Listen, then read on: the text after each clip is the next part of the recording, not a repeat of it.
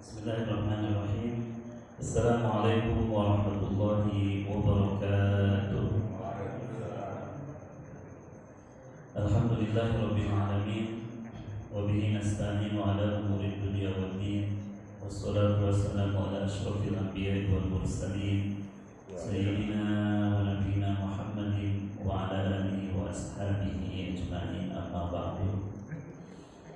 Segenap pengurus DKM ya Al-Fauzi yang sama-sama kita muliakan, Bapak Ibu jemaah salat subuh yang dimuliakan Allah Subhanahu wa taala. Alhamdulillah, kita bersyukur kehadirat Allah Subhanahu wa taala dipertemukan dalam kondisi sehat walafiat. Kita berada di tempat yang mulia dan juga di salah satu bulan yang mulia. Temanya seperti yang disampaikan pagi tadi tentang keutamaan Zulhijjah. Sebenarnya ketika kita dihadirkan oleh Allah Subhanahu wa taala di bulan ini, itu bagian dari tanda-tanda kita ini adalah orang-orang yang dimuliakan Allah Subhanahu wa taala. Sehingga tinggal bagaimana mengoptimalkan optimalisasi amal-amal soleh kita di bulan yang mulia ini. Nah, Zulhijjah kalau dalam bahasa kita ya bulan haji, karena memang rangkaian utamanya salah satunya adalah bulan haji. Sehingga Rasulullah SAW nanti menyuruh kita untuk mengambil pelajaran haji dari beliau. Khuzu anni manasikakum. Nah, mari kita lihat apa keutamaan bulan Zulhijjah. Allah Subhanahu wa taala di dalam surah At-Taubah ayat ke-36 itu berfirman, A'udzu billahi minasyaitonir rajim. Bismillahirrahmanirrahim. Inna iddatash shuhuri indallahi 12 syahra fi kitabillahi yawma khalaqas samawati wal ardh minha arba'atun hurum. Dzalika ad-dinul qayyim fala tadhlimu fihinna anfusakum. Wa qatilul musyrikina kaffah kama yuqatilunakum kaffah wa'lamu anna Allaha ma'al muttaqin. Sesungguhnya jumlah bulan menurut Allah ialah 12 bulan, sebagaimana dalam ketetapan Allah pada waktu Dia menciptakan langit dan bumi. Di antara 12 itu terdapat 4 bulan yang haram, maksudnya bulan mulia. Itulah ketetapan agama yang lurus, maka janganlah kamu menzolimi dirimu dalam bulan yang 4 itu. Dan perangilah kaum musyrikin semuanya sebagaimana mereka pun memerangi kamu semuanya. Dan ketahuilah bahwa Allah beserta orang-orang yang takwa. Nah, salah satu dari 4 bulan ini adalah bulan Zulhijjah. Kata Rasulullah, 3 bulan berturut-turut, 1 bulan terpisah, yaitu Zulqa'dah, Zulhijjah, Muharram, dan Rajab. Belum lagi nanti bulan Ramadan. Berarti kemuliaannya Masya Allah, di tiap bulan Hijriah itu Allah menganugerahkan momentum bagi kita untuk meniti tangga-tangga kemuliaan. Maka salah satu kehadiran kita di bulan ini agar kita menjadi orang-orang yang mulia. Nah, orang mulia itu kata Allah kan, inna akramakum indallahi atqakum. Sesungguhnya orang-orang yang paling mulia di antara kamu yang paling bertakwa. Nah, ketakwaan kita buktinya kita datang ketika dipanggil Allah di sholat fajar. Masya Allah, sholat fajar itu kata Allah, inna Qur'an al-fajri kana mashhuda. Sholat subuh itu yang disaksikan, pergantian malaikat penjaga malam dan siang itu menyaksikan dan akan menjadi saksi bagi kita yang hadir di rumah Allah. Bahkan sholat sunnah qobliyahnya aja 2 rakaat khairun minad dunya wa ma fiha. lebih baik daripada dunia dan seisinya. Apalagi sholat subuhnya, itu yang 2 rakaat sunnah saja, masya Allah. Karena itu di bulan yang 4 ini, terutama di bulan Zulhijjah ini, nanti ada dalil-dalil khusus yang dia dinyatakan sebagai hari-hari terbaik di dunia. Nah, mari kita lihat.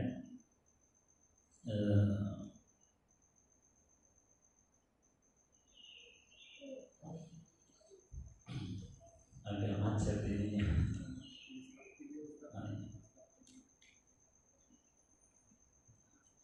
Jadi ini dalil umum tentang kemuliaan bulan Zulhijjah. Nah, ketika kita lihat ada dalil umum, nanti ada dalil khusus.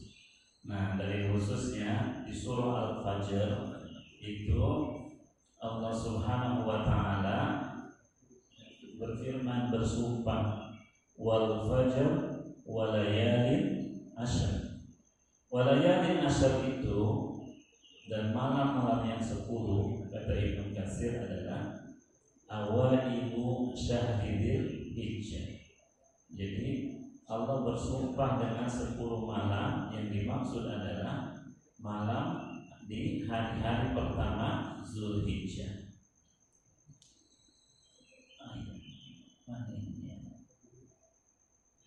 Coba baca.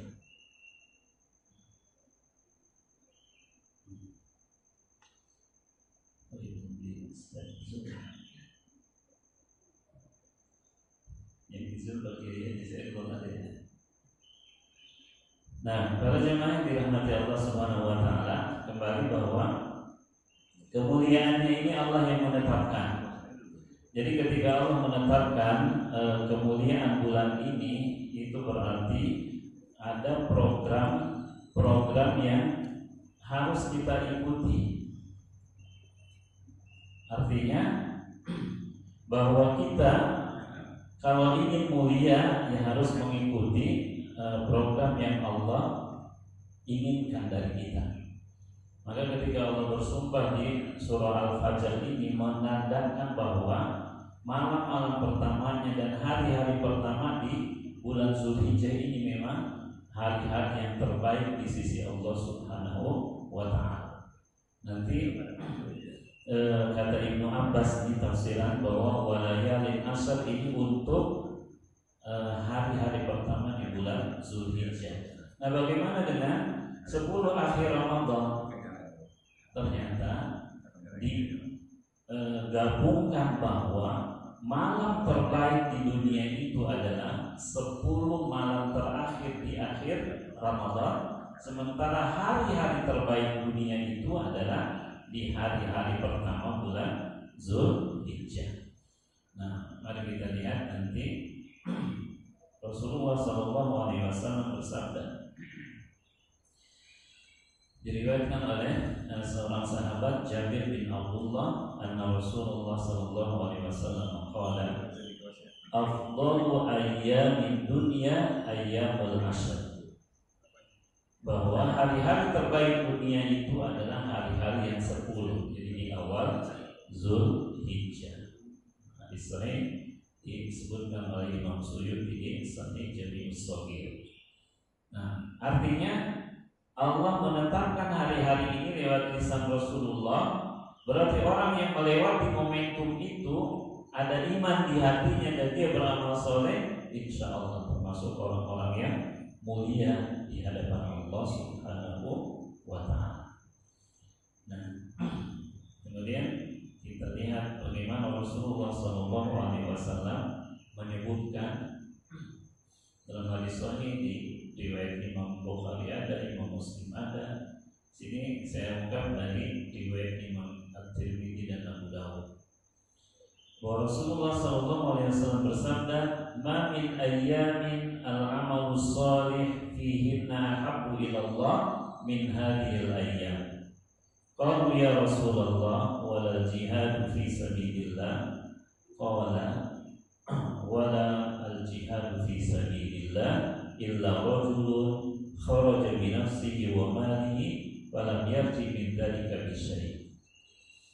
Jadi kata Rasulullah SAW, tidak ada hari-hari di mana amal soleh lebih Allah cintai dibandingkan hari-hari ini. Maksudnya 10 awal Zulhijjah. Kemudian para sahabat bertanya, walal jihad, meskipun itu jihad ya Rasulullah. Kata beliau, iya, meskipun itu jihad di jalan Allah, masih kalah pahalanya dengan amal soleh di hari-hari pertama ini. Kecuali kata Rasulullah, orang yang berjihad, dia bawa tuh seluruh harta miliknya, kemudian dia tidak kembali lagi, artinya mati syahid. Nah baru kalau dia jihadnya dengan membawa harta, kemudian jiwanya dikorbankan pada Allah, mati syahid nggak balik lagi, baru tidak ada yang mengalahkan. Tapi kalau jihad kemudian menang atau dia masih hidup gitu kan, maka itu masih kalah oleh amal soleh di hari-hari pertama ini.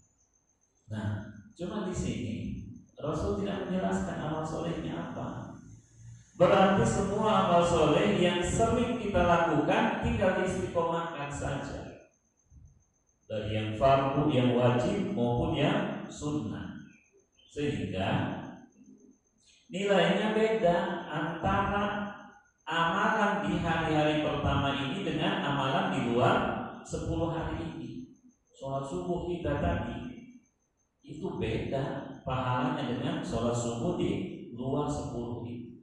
Sholat sunnah kita, zikir, tilawah kita itu beda dengan apa yang dilakukan di hari-hari pertama ini.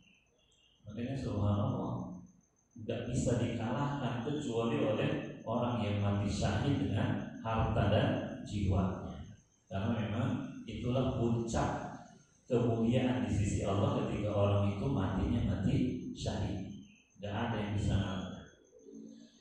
Nah, jemaah yang dirahmati Allah, maka ketika Rasul tidak menyebutkan bahwa amal solehnya apa, ya tinggal kita lakukan kebiasaan kita keseharian, ditingkatkan kualitasnya dan juga kuantitasnya gitu ya.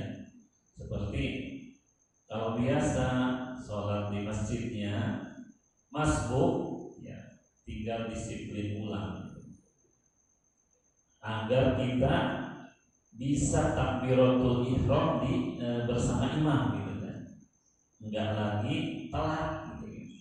Karena memang momentumnya hanya 10 hari saja.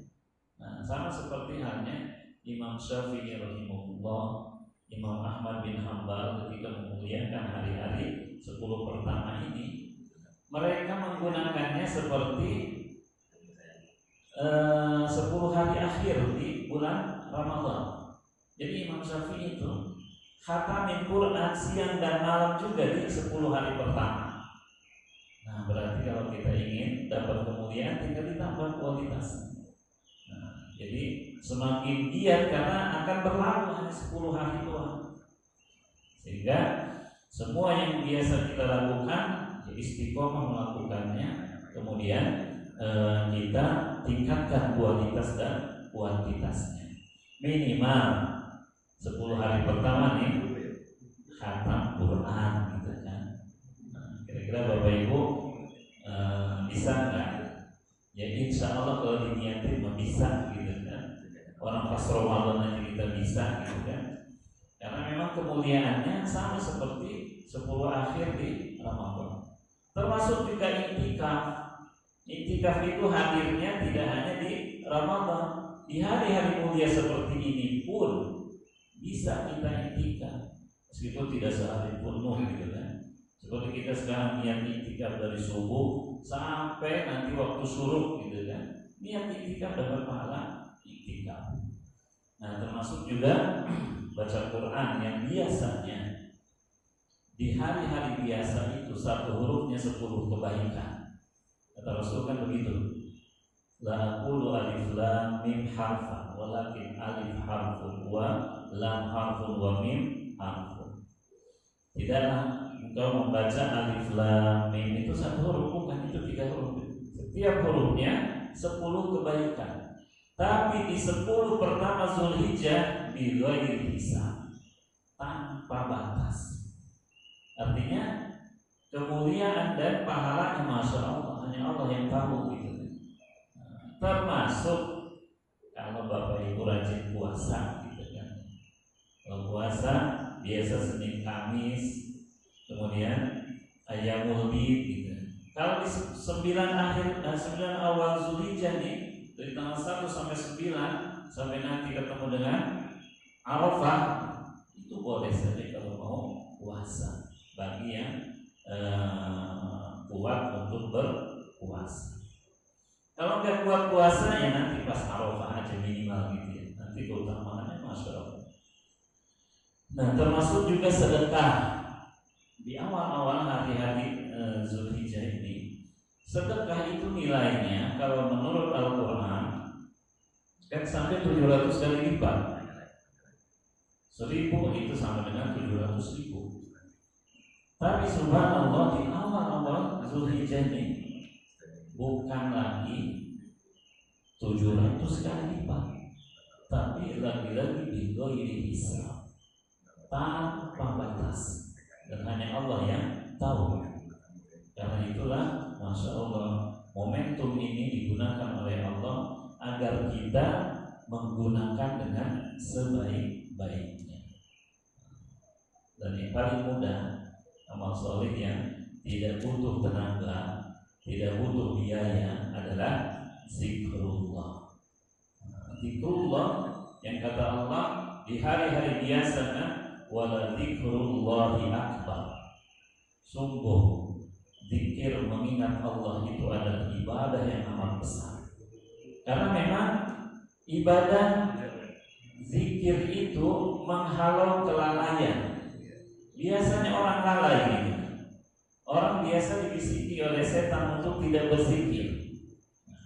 Coba saja Bapak Ibu bisa praktekkan bagaimana setan itu mengganggu zikir kita. Mau tidur nih, kan sunnahnya itu subhanallah 33 kali, kemudian alhamdulillah 33, Allahu Akbar 33, sama seperti habis sholat gitu. Baru subhanallah beberapa bilangan belum selesai itu udah ketiduran gitu. Jadi makanya harus kuat dulu kita, bahwa kita harus menegaskan di hati kita untuk mampu untuk zikrullah. Jangan tidur sebelum tasbih tadi selesai gitu. Bahkan kalau baginda Nabi Sallallahu Alaihi Wasallam, beliau itu tidak pernah tidur kecuali sebelumnya diawali dengan membaca beberapa surat di Al-Quran. Kalau kita, apa yang kita baca sebelum tidur pada Isya? Surah Al-Mulk, ya alhamdulillah gitu ya. Nabi itu disebutkan oleh Ibnu Katsir, beliau biasa sebelum tidur itu membaca surah Al-Isra. Al-Isra kan ada panjang. Tak hanya Al-Isra, beliau juga baca surah As-Sajdah. Kemudian beliau baca Yasin dan baru surah Al-Mulk. Itu masya Allah 4 surat nih. Itu jadi wiridan Rasul. Beliau nggak tidur sebelum baca 4 surat itu. Nah kalau kita baca Yasin tiap malam aja alhamdulillah banget gitu kan. Nah itu pun kadang-kadang ketiduran gitu kan. Ini 4 surat masya Allah. Artinya kesungguhan Rasul dalam beribadah itu memang sebagai abdan syakur, hamba Allah yang amat bersyukur. Itu sebelum tidur. Ketika beliau bangun, masya Allah lebih dahsyat lagi. Beliau biasa sholat malam itu menghatamkan Quran. Karena 1 rakaatnya kan pertama surah Al-Baqarah, Ali Imran, An-Nisa, Al-Maidah, itu di 1 rakaat pertama. Bayangkan kalau Bapak Ibu mau nyoba itu kan, standing Al-Quran tuh dia di di depannya tuh. Nggak masalah kalau nggak kuat berdiri sambil duduk. Kalau sholat tahajud dia boleh baca sampai akhir, bisa jadi sampai subuh baru 1 rakaat gitu. Nah, tapi baginda Nabi masya Allah biasa seperti itu. Beliau menghatamkan Quran di dalam sholat malamnya. Makanya para sahabat itu ada 3 orang sahabat, Ibnu Abbas, Ibnu Mas'ud, dan Hudzaifah bin Yaman. Itu sekali doang ikut sholat malam di belakang Rasul, kapok nggak ikut-ikutan lagi, saking panjang. Karena memang tak hanya berdirinya yang panjang, rukunya juga hampir selama berdiri. Kemudian sujudnya hampir selama rukunya, panjang banget gitu. Kalau kiai tadi imamnya panjang, jamaah pada komplain gitu. Cuman memang itu buat baginda Nabi sendiri, untuk umatnya beliau enggak nyuruh seperti itu. Bahkan nanti ada seorang sahabat mulia, Mu'adz bin Jabal, itu mengimami di satu kampung kepanjangan, makmumnya protes. Akhirnya ditegur oleh Nabi, "Ya Mu'adz, afatanun anta?" Wahai Mu'adz, apakah engkau akan menimbulkan fitnah gitu. Jangan kepanjangan kalau jadi imam. Tapi kalau untuk sendirian silahkan. Nah, makanya nanti sesekali nih Bapak Ibu, kalau ada waktu, kalau Ramadan mampir ke Temboro di Magetan, itu Masya Allah ada pilihan. Ada itu pesantren memang membaur dengan warga. Ada masjidnya yang sholat tarawihnya ada yang 5 juz, ada jemaah. Ada yang 10 juz, ada juga jemaah. Bahkan ada yang 30 juz. Ternyata enggak hanya di zaman Rasul, di kita pun ada gitu. Cuma saya belum sempat kesel tapi nanti Bapak Ibu kalau mau lihat, itu anak muda yang jadi imamnya. Kemarin itu anak muda usia 16 tahun, dia udah hafiz dari 7 tahun gitu. Tiap malam khatam Quran dari ba'da Isya sampai jelang sahur. Ternyata jemaahnya membludak, bukan dari situ aja, dari mana-mana gitu kan. Jadi mereka ingin juga merasakan gitu kan. Ya banyak yang gak kuat berdiri akhirnya duduk gitu. Gak apa-apa kalau sholat sunnah sambil duduk gitu. Jadi kemuliaan seperti itu Masya Allah hanya diraih oleh orang-orang yang memang mulia gitu. Mereka mendekatkan diri kepada Allah Subhanahu wa ta'ala. Nah, jadi ibadah-ibadah yang dimaksud oleh Rasulullah ibadah biasa yang kita lakukan. Cuman karena adanya di momentum 10 pertama Dzulhijjah, maka dia mendapatkan kemuliaan. Nah, mudah-mudahan kita juga dicatat oleh Allah sebagai orang-orang yang mulia, insya Allah. Nah, baru nih puasa Arafah nanti kita akan lalui tanggal 9, meskipun bedanya ada yang hari Jumat, ada yang hari Sabtu nanti tanggal 9. Dua-duanya punya dalil, jangan dibentrokkan. Dua-duanya juga sah gitu. Dua-duanya benar, kok bisa? Ya bisa, karena memang matlaknya berbeda. Ini yang jadi sumber perbedaan. Matlak itu tempat melihat hilal itu. Karena Rasul pun membolehkan setiap wilayah itu melihat sendiri hilalnya. Meskipun sebenarnya kalau perbedaan waktunya kayak kita sama Saudi itu cuma 4 jam gitu kan. Kalau kita mau sepakat bisa saja gitu kan, kecuali sama Amerika yang 12 jam bedanya. Cuma karena berdasarkan hadis boleh setiap wilayah menentukan awal bulan, maka mau tidak mau terjadi perbedaan seperti ini. Jadi nggak masalah kita hari raya di hari Ahad, di Saudi hari Sabtu gitu kan, nggak masalah karena beda matlak itu. Makanya Rasulullah SAW menyuruh kita untuk puasa ya sesuai keyakinan kita. Sehingga nanti kata beliau, "Shaumu yaumi Arafah ahtasibu 'ala Allah ay yukaffiru as-sanah allati qabla was-sanah allati ba'da." Jadi ini Rasul memohon kepada Allah, bagaimana Rasul itu cinta banget kepada umat.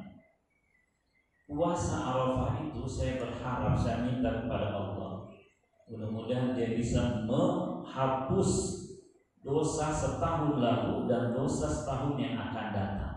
Ini secara nalar. agak unik. Belum berdosa, tahun yang akan datang kau udah diampuni gitu kan. Apa maksudnya? Kalau tahun yang lalu kan biasa kita istighfar, taubat, diampuni. Tapi ini yang belum terjadi kok diampuni juga. Jadi inilah keistimewaan umat Rasulullah SAW. Artinya kalau kita puasa tanggal 9 nanti, kemudian ajal kita datang sebelum tanggal 9 yang akan datang di tahun depan, maka kita masih ada jaminan ampunan dari Allah Subhanahu wa Ta'ala. Jadi semua kalaupun ajal kita di tahun depan seumpama gitu kan, kita nggak tahu. Tapi sebelum tanggal 9 kita masih diampuni oleh Allah. Kalau ketemu lagi dengan tanggal 9 Zulhijjah kita puasa lagi terus seperti itu. Berarti kemuliaan umat Rasulullah itu memang disertakan dengan kemuliaan Rasulullah sendiri. Makanya jangan sampai lewat momentum puasa Arafah ini. Dan puasa Arafah nanti karena matlaknya beda, maka tafsirannya juga tidak mesti dengan ketika orang-orang wukuf di Arafah. Karena puasa Arafah itu adalah puasa di tanggal 9 Zulhijjah. Nah, artinya nggak masalah juga gitu kan. Ketika di sono udah selesai wukufnya, kita baru besok, karena perbedaan matlak itu. Dan itu insya Allah sah secara fikih, nggak harus dipertentangkan. Karena memang dalil-dalilnya bisa ditafsirkan seperti itu. Nah, yang menarik tadi bahwa puasa Arafah itu 2 tahun. Nanti di bulan Muharram, bulan depan masih ada lanjutannya, kata Rasulullah. Wasyamu yaumi Asyura ahtasibu 'ala Allah ayyukaffirus sanah allati qablahu. Puasa 1 hari di hari Asyura itu nilainya setahun. Allah ampuni dosa-dosa kita setahunnya lalu. Dengan Arafah saja udah diampuni, kemudian dengan Asyura juga diampuni. Kira-kira dosa kita masih ada? Enggak ada, Allah hapus. Nah, makanya nanti di Al-Quran itu dijelaskan oleh Allah Subhanahu wa Ta'ala, selagi kita menghindari dosa-dosa besar, maka Allah akan ampuni dosa-dosa kita. Kalau dosa-dosa besar kan ada ancamannya di situ, seperti syirik tak diampuni oleh Allah, durhaka kepada orang tua sampai orang tuanya memaafkan, kemudian membunuh ada kisos di situ, mencuri ada hukumannya, berzina ada hukumannya juga. Artinya dosa-dosa besar harus taubatan nasuha kepada Allah. Nah, tapi di luar dosa-dosa itu, di bawah dosa-dosa itu, maka dengan puasa Arafah, dengan puasa Asyura itu bisa mengampuninya insya Allah. Nah, jadi ini agenda dari Rasulullah yang harus kita ikuti nanti. Nah, baru yang mampu berhaji dan umroh. Nah, ini mah sudah lewat bagi kita, karena memang mampu di sini artinya mampu kelengkapan administrasi haji. Karena di kita, masya Allah, Jakarta saja, nggak tahu kalau di Jawa Barat. Jakarta kalau daftar hari ini, kalau kemarin itu masih 15-20 tahun, sekarang sudah 30 tahun. Masa tunggunya masya Allah. Bahkan ada di Makassar itu sampai 60-70 tahun. Orangnya udah wassalam dulu gitu. Jadi saking antriannya panjang gitu kan, lama banget gitu. Kalau dulu kita lihat Malaysia, kalau Malaysia memang 50 tahun rata-rata dari kecil udah didaftar. Ternyata Indonesia juga sama seperti itu. Meskipun nanti kalau haji itu ya urusannya Allah. Yang penting kita niat as-shadiqah, niat yang jujur, yang benar. Haji itu bisa nisab, bisa nasib. Nah, kalau nisab ya uang kita dengan ngantri tadi itu.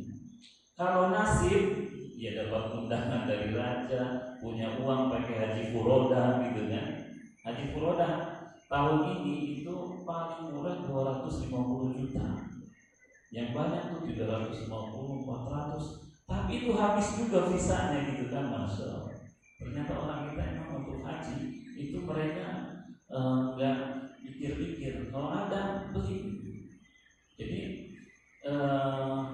yang dulu, mohon maaf gitu, dulu itu kerajaan Arab Saudi bagi-bagi itu visa gratis. Yang sekarang itu digunakan untuk visa furoda. Kalau dulu Saudi gratis saja, sekarang juga mereka jual gitu kan, karena bisnis untuk keluarga kerajaan Saudi sendiri, mereka jual. Makanya nanti di Jamarot itu tenda yang dekat dengan Jamarot itu mahal banget. Ada yang $10.000, $20.000 nilainya. Karena yang haji reguler kita itu di belakang gunung 2 kilo gitu. Nah, haji yang puro dan haji plus itu dekat karena memang dibisniskan oleh pemerintah Saudi. Dan itu bisnis tahun sekali gitu kan. Jadi apapun itu haji ya harus kita niatkan gitu kan. Untungnya haji itu wajibnya seumur hidup sekali gitu kan. Makanya kata Rasulullah SAW, al-hajjul mabrur laisa lahu jazaa'un illa jannah. Bahwa haji mabrur itu tak ada balasannya kecuali surga. Karena memang butuh biaya, butuh tenaga, butuh mental gitu kan. Semuanya ada di haji. Nah, termasuk ibu-ibu nih jihadnya itu bukan di medan tempur. Ibu-ibu itu kalau muslimah jihadnya itu haji. Karena memang butuh effort yang besar, butuh tenaga, butuh mental, butuh biaya gitu kan. Nah, termasuk juga umroh. Nah, kalau umroh itu disebutkan dengan al-hajjus shaghir, haji yang kecil. Nah, dia bisa dilakukan kapanpun kalau kita mampu, nggak harus antri gitu kan. Makanya umroh itu bagian dari kewajiban. Wa atimul hajja wal umrata lillah. Nah, minimal sekali juga seumur hidup gitu kan. Cuma kalau punya kelebihan rezeki, umroh itu bisa dilakukan 5 tahun sekali gitu kan. Nggak masalah. Kalau kita punya kelebihan harta, jangan tiap tahun umrohnya. Mendingan umrohin orang lain. Karena ketika kita memberangkatkan umroh orang lain, kita dapat pahala umroh, orang lain juga dapat pahala umroh. Makanya Masya Allah, orang-orang yang dermawan itu mereka diberikan keluasan rezeki oleh Allah Subhanahu wa Ta'ala. Dan umroh ini mukaffiratun lima bainahuma. Dia menghapus dosa antara umroh ke umroh. Karena kita jauh, ya biayanya lumayan juga gitu kan. Kecuali yang dekat dengan Masjidil Haram yang mereka tinggal kapanpun datang ke sana. Nah, Bapak Ibu yang dimuliakan Allah Subhanahu wa Ta'ala, maka agenda yang harus kita lalui pula setelah haji dan umroh agar membersamai pahala haji dan umroh, maka kita juga dianjurkan untuk berkurban. Nah, bagaimana ceritanya kok bisa dapat pahala haji dan umroh? Karena bagi mereka yang berkurban itu, kan kata Rasulullah, man arada an yudhi, siapa yang niat untuk berkurban, fala yamassa sya'rahu wa asfarahu, maka hendaklah dia menahan diri tidak mencukur rambut maupun memotong kuku. Di sana itu orang ihram dilarang nyambut rambut, motong kuku, bahkan motong ranting pun dilarang gitu. Jadi ada kemiripan antara orang yang kurban dengan orang yang ihram haji. Nah, jadi Allah ingin agar yang tidak berhaji pun dapat pahala seperti orang yang berhaji. Bahkan di setiap helai rambut hewan yang kita kurbankan itu hasanah, ada kebaikan di situ. Ada yang pernah ngitung kan? Ada berapa helai bulu kambing gitu. Banyak banget kan? Maka sebanyak itu pahala yang dihasilkan oleh orang-orang yang berkurban di jalan Allah Subhanahu wa ta'ala. Bahkan pengorbanan ini sejatinya adalah nampak kilas dari bagaimana ketulusan Nabi Ibrahim sebagai hamba Allah. Itu kan pelajaran berharganya ketundukan kepatuhan kepada Allah. Ketika Allah nyuruh kita fasholli li rabbika wanhar, maka sholatlah, tunaikan sholat, semua jenis sholat, sholat fardu dan sholat sunnah karena Allah, dan sembelih hewan kurban. Kita dihantar oleh Allah untuk kembali mengingat bagaimana Nabi Ibrahim alaihissalam sebagai kekasih Allah, sebagai Rasul Allah, sebagai Nabi Allah, itu beliau diuji oleh Allah dengan penantian yang lama. Penantian yang lama, tidak punya anak itu, Masya Allah, puluhan tahun, bahkan beliau baru berusia lanjut, itu baru dikasih anak. Itu pun setelah pengorbanan perasaan istri beliau. Nah, kisahnya kan begitu kan. Jadi Bunda Sarah, istri beliau itu akhirnya merelakan korban perasaan. Suaminya disuruh nikah lagi sama Bunda Hajar. Kira-kira ibu-ibu mau berkorban perasaan? Itu besar banget. Tapi ternyata dari situ memang Allah ingin melihat pengorbanan mereka itu. Karena Bunda Sarah gak dikasih anak. Setelah dia berkorban perasaannya, berbagi dengan madunya, ternyata Bunda Hajar punya anak, kemudian Bunda Sarah juga punya anak gitu. Ternyata emang berbagi, berkorban itu Masya Allah. Baru nanti ketika baru lahir pun disuruh tuh oleh Allah untuk dibawa nih anak bayi yang masih merah dengan istrinya itu tinggal di Mekah yang sekarang itu jadi tempat ritual ibadah haji. Dari Palestina ke Mekah itu jaraknya antara 1.500 sampai 2.000 km. Bayangin kalau dulu itu harus naik unta, naik kuda gitu kan. Kalau sekarang cuma 2 jam dari Syam, Palestina ke Mekah itu. Tak ada tanaman di situ, tak ada bahkan air pun tak ada. Kemudian Bunda Hajar mengatakan, "Limaza? Kok kenapa ditinggalin?" Gak jawab Nabi Ibrahim karena memang sedih juga gitu kan. Udah dinanti puluhan tahun, Allah nyuruh untuk ditinggalkan, untuk satu rencana besar gitu kan, untuk memakmurkan Mekah ini. Ternyata nanti ditanya limaza, gak dijawab-jawab, dirubah pertanyaannya. Allahu ya'muru, apakah Allah yang menyuruh kita sih? Kata Nabi Ibrahim, ya Allah yang nyuruh. Kata Bunda Hajar, kalau Allah yang nyuruh, Allah tidak akan menyia-nyiakan hamba. Ditinggal tuh 2 orang doang, nggak ada apa-apa di situ. Masya Allah. Kemudian geribah air yang dibawa bekal itu airnya habis. Maka kemudian nyari itu Bunda Hajar di sofa Marwah 7 putaran itu bolak-balik. Kalau sekarang tempat Mas Asani itu enak banget, nyaman banget, dingin, AC. Dulu mah itu gunung tandus gitu. Ternyata setelah 7 putaran dari sofa Marwah, airnya ada di kaki Ismail gitu. Yang kemudian Zam-Zam itu dikumpulin oleh Bunda Hajar sampai hari ini, Masya Allah.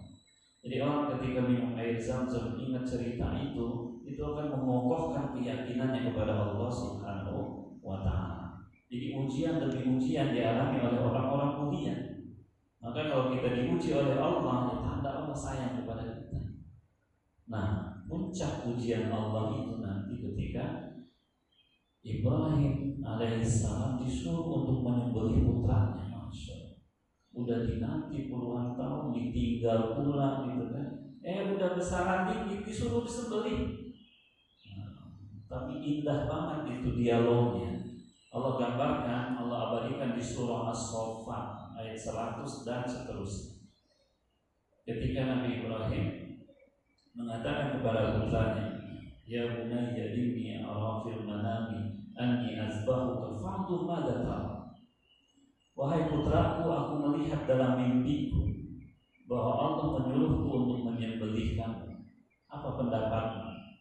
Anak usia 8-10 tahun diajak dialog seperti itu. Apa jawabannya?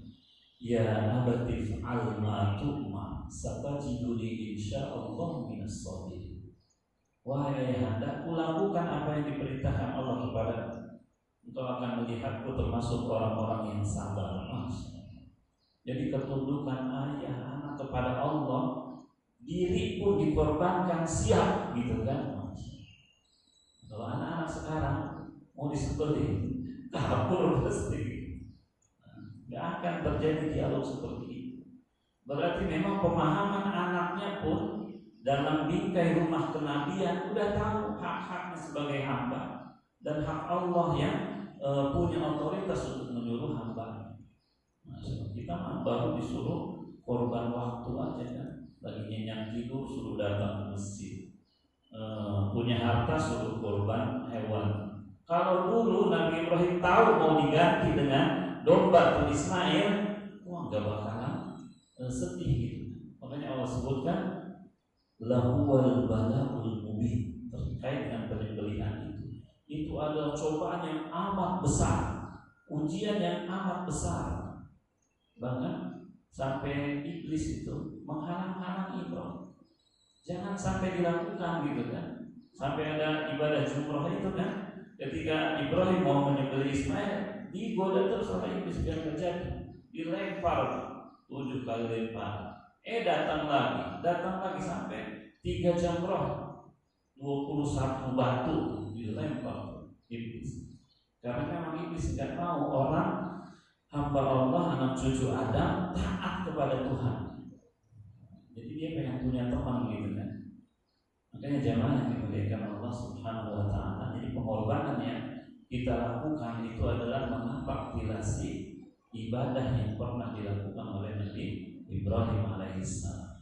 Maka ketika ada sahabat bertanya tentang udhiyah, ma hadhil udhiyah? Apa nih pengorbanan ini? Maka kata Nabi, sunnatu abikum Ibrahim alaihissalam. Bahwa kurban itu adalah sunnah Nabi Ibrahim alaihissalam. Makanya dalam sholawat kita, dalam sholat kita itu selalu dibaca tuh di tahiyat, di tasyahud. Allahumma sholli ala sayyidina Muhammad wa ala ali Muhammad kama shallaita ala Ibrahim wa ala ali Ibrahim. Masya Allah. Jadi Allah ingin mengantar kita menjadi orang-orang yang mulia. Makanya pengorbanan ini kemudian jadi ritual tahunan. Rasul tetapkan bagi yang punya kemampuan 1 ekor kambing domba untuk 1 orang, 1 ekor sapi atau unta untuk 7 orang. Ini bagi yang mampu. Kalau kemampuannya 1 doang itu kan dalam 1 keluarga, itu sah untuk diri dan keluarganya. Jadi untuk dapat pahala, semua umat Nabi itu sebenarnya sudah dapat pahala kurban. Karena Nabi itu pernah berkurban mengatasnamakan dirinya dan umatnya. Artinya kalau yang tidak mampu, insya Allah pahala kurban dapat. Tapi bagi mereka yang mampu tapi nggak mau berkurban, masya Allah, ancamannya juga besar. Kata Nabi SAW, man yuwassa'u lahu fi rizqihi wa lam yudhi fala yaqrabanna musalla. Siapa yang punya kemampuan untuk berkurban tapi dia tidak mau berkurban, jangan dekat-dekat ke tempat sholat kami, jangan datang ke masjidnya.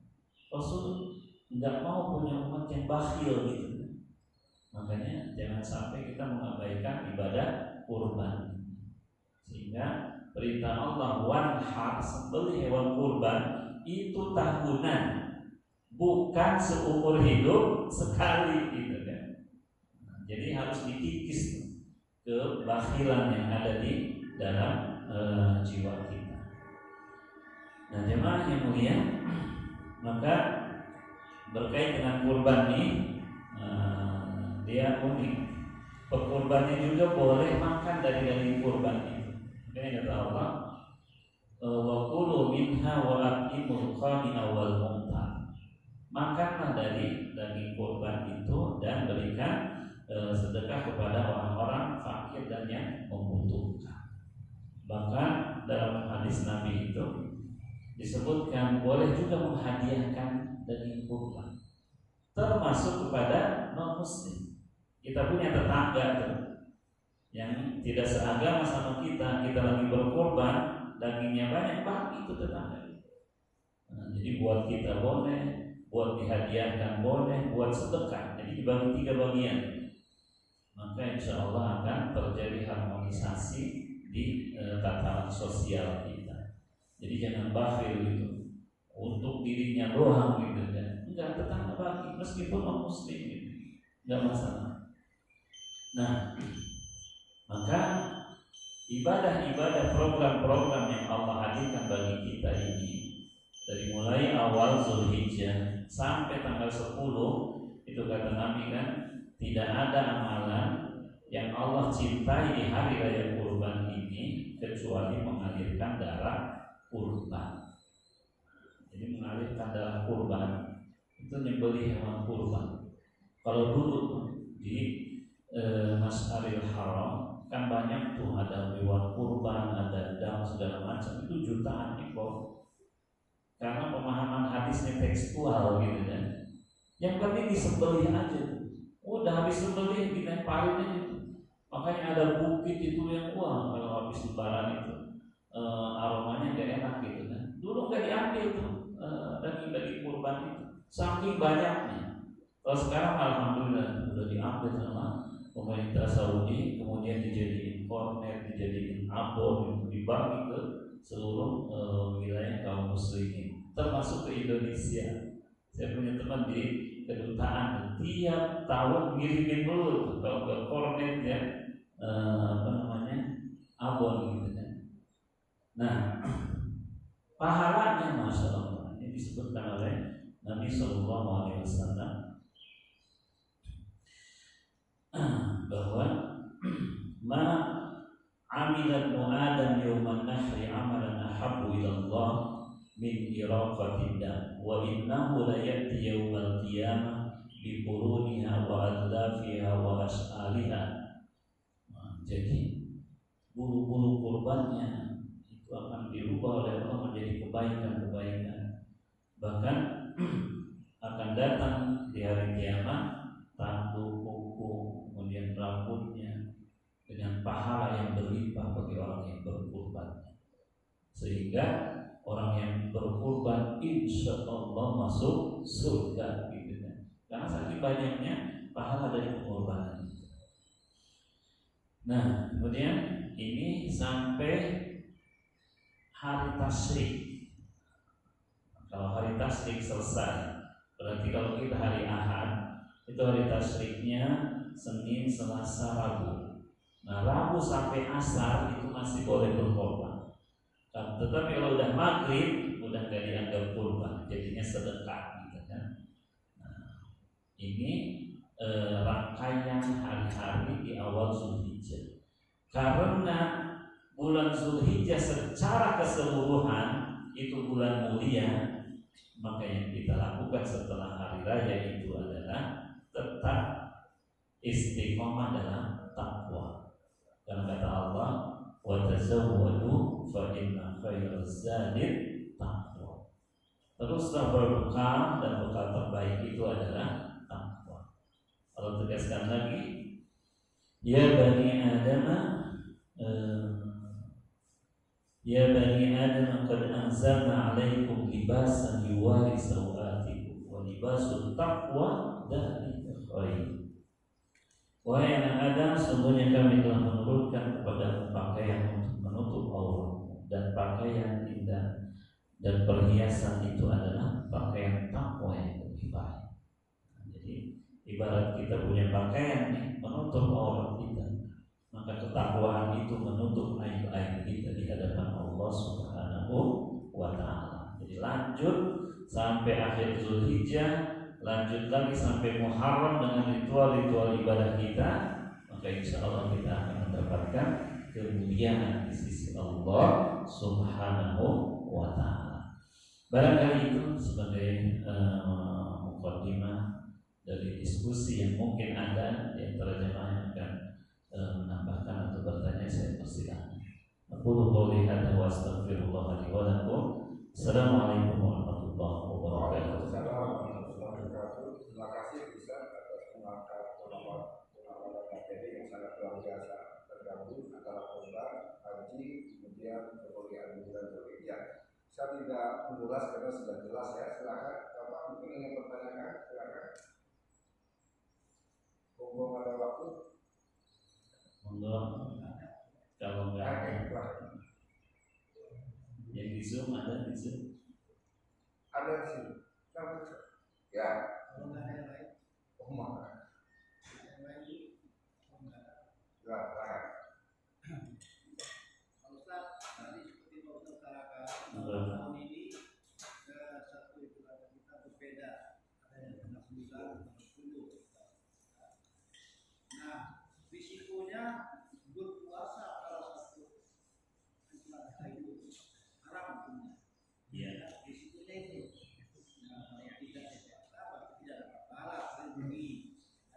Nah, untuk menghindari ini, kami ini sebagai warga negara yang tidak punya, apakah risiko kami berpuasa untuk pemerintah tahun ini pada 10 itu haram ditanggung oleh pemerintah yang memutuskan, atau kami yang bagaimana? Baik. Jadi puasa Arafah itu sebenarnya tidak terkait dengan tempat, tapi dia terkait dengan waktu. Artinya ketika orang berwukuf di Arafah ini bukan berarti kita juga harus puasa karena perbedaan di awal tadi. Makanya puasa Arafah itu lebih kepada tanggal 9 Zulhijjah. Nah, bukan kepada tempat di Arafahnya. Karena itu perbedaannya dari penentuan di awal. Dan kita kemarin pas isbat itu tidak melihat ru'yahnya enggak kelihatan gitu kan. Nah, dan ternyata tidak kita doang. Beberapa negara seperti Malaysia, Brunei, Pakistan, Bangladesh itu juga ternyata hadirannya tanggal 10. Karena penentuan matlaknya yang di awal tadi yang berbeda. Jadi menurut yang matlaknya hari 1 Zulhijjahnya tanggal 1-nya Jumat, berarti puasa Arafahnya di hari Sabtunya.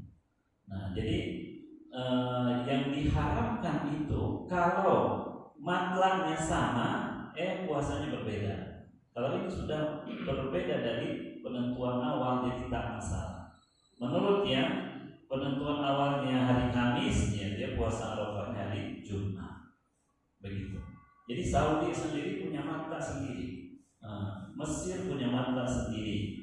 Nah, jadi insya Allah ketika kita puasa di tanggal 9 yaitu hari Sabtu itu enggak haram karena di awalnya sudah ditetapkan. Jadi bukan pemerintah yang nanggung, enggak.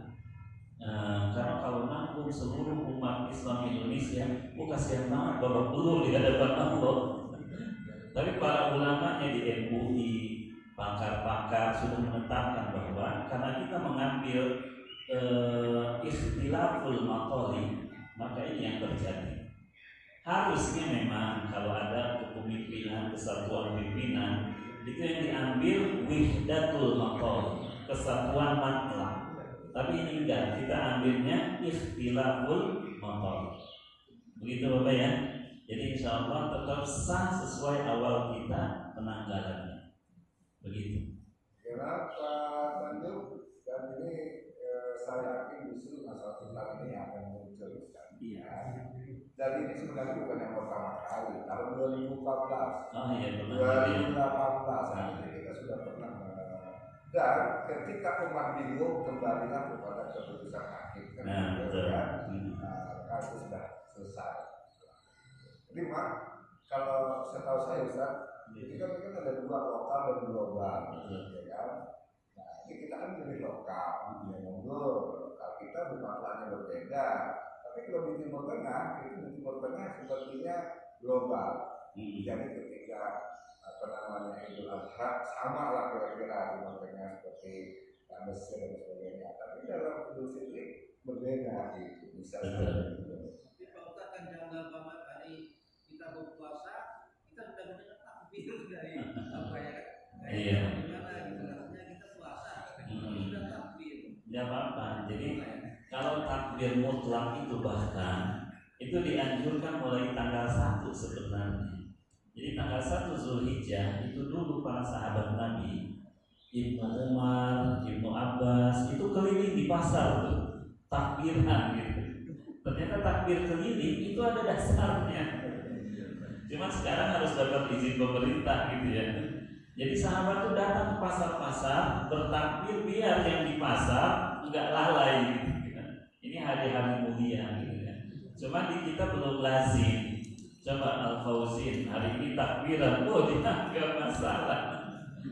Nah, jadi takbir mutlak itu boleh dari tanggal 1 sampai tanggal hari tasyrik tanggal 13. Tapi takbir muqayyad nah baru nanti pas malam takbiran. Jadi insya Allah nggak masalah gitu ya. Seakan-akan bukti itu turun untuk masyarakat Betul, iya. Jadi pas banget gitu. Nanti di Indonesia begini realitasnya. Kami jadikan suatu suku berbangsa-bangsa adanya di Indonesia. Ya. Jadi subhanallah. Baik, yang dari Zoom adakah? Ada tanda-tanda juga. Silakan satu lagi. Kalau tidak ada kita terus. Ya, kalau kita mengikuti kan kita ada dua nih, iya. ada Muhammadiyah dan pemerintah. Kalau kita mengikuti Muhammadiyah hukumnya gimana? Boleh apa tidak? Yang Muhammadiyah notabene sama dengan Saudi. Iya. Jadi kalau ada dua pilihan, pilih satu. Boleh. Yang nggak boleh itu pilih dua-duanya. Jadi kita boleh di sini Muhammadiyah berdasarkan hisabnya, bukan berdasarkan ru'yah. Kalau Muhammadiyah memang menggunakan hisab gitu kan. Kalau hisab itu bisa dilakukan secara global. Cuma tadi ini udah politis gitu kan, harus ada kesepakatan. Nah, kalau Muhammadiyah sesuai dengan Saudi karena menggunakan hisab. Nah, sementara pemerintah menggunakan ru'yah. Nah, jadi dengan hisab bisa, dengan ru'yah juga bisa. Jadi kita ikuti keyakinan kita dan kecenderungan kita mana. Jadi kalau mau ikut yang Muhammadiyah juga, ya mereka punya dasar, silahkan boleh. Nah, yang ikut pemerintah juga dasarnya jelas. Nah, mudah-mudahan kita udah biasa toleransi gitu ya, tidak bermusuhan meskipun perbedaan tanggal itu. Begitu. Jadi nanti kita akan lihat banyak yang takbiran di hari Sabtu, ada juga yang banyak di hari Ahad. Insya Allah saling meramaikan syiar Islam gitu kan. Begitu. Untuk kalau ada yang ada yang sholat ikut nggak masalah gitu. Yang jelas masalah perbedaan matlah saya pikir itu karena masalah akibat saja. Jadi istihadiyah saja saya monggo. Jadi bisa Ustaz, hari itu kita tidak usah ikut tidak ikut puasa tapi ikut sholat. Iya, bisa. Jadi ikut Muhammadiyah tadi berarti puasanya harus di hari Jumat. Jadi jangan sampai puasa Arafatnya nggak ada, gitu kan? Boleh juga. Jadi ada yang ambil seperti itu. Dia puasanya ikut Saudi Arafah, sholatnya ikut pemerintah di sini boleh juga, sesuai dengan keyakinan hati. Barangkali satu yang kita harus pegang dengan perbedaan ini jangan sampai ada pesan bahwa itu negara mau memucak-mucakkan kita. Saya rasa tidak ya, ini objektivitas fikih ya berdasarkan matlahnya itu tadi. Toh dari dulu kita kita berbeda biasa aja ya. Sudah berbeda Jadi dan Pak Ustaz, dari pihak non Muslim pasti ini mereka gunakan lihat Islam. nggak apa-apa ini seperti itu. Kenapa tidak toleransi? Iya. Jadi Justru itu pentingnya Islam. kita jelasin aja ya, kita biasa berbeda, toleransi. Baik, kalau sekarang Ustaz sebenarnya ingin berlama-lama lagi nih. Seru sebenarnya ini ya, dengan apalagi masalah perbedaan tentang di sana hukum, di Indonesia belum hukum. Kalau saja boleh, Nabi Ibrahim di sini belum di sini doang. Tapi ada meluap. Memang sudah Allah menetapkan Masjidil Haram adanya di Mekah. Ternyata setelah dilihat-lihat ada di sentral bumi. Nah, ini memang luar biasa. Baik, Ustaz, di penghujung acara ini monggo Ustaz, jangan doa.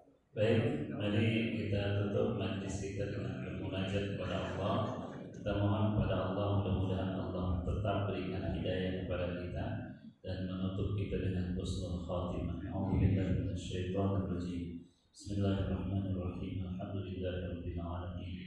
Hamdan syakirin wa hamdan na'imin, hamdan yuwafi ni'amahu wa yukafi'u mazidah. Allahumma shalli wa sallim wa barik ala sayyidina Muhammad wa ala alihi wa ashabihi ajma'in. Allahumma a'inna ala dzikrika wa syukrika wa husni ibadatik.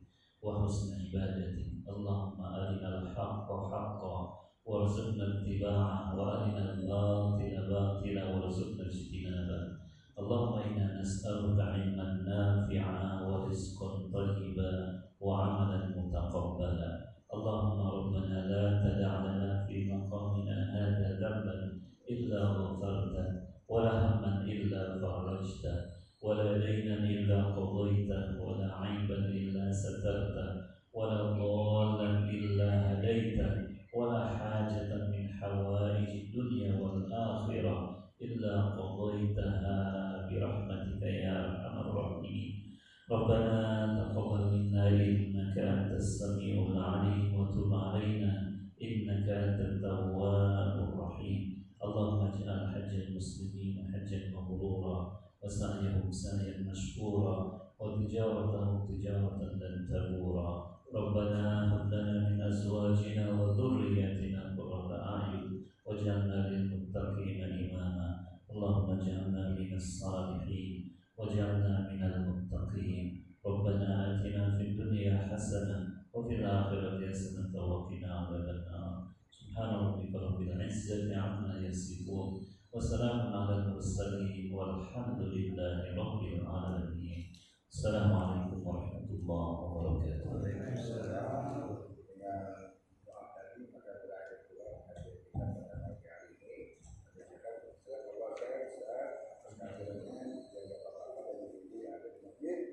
Dan juga kepada peserta yang ada di rumah.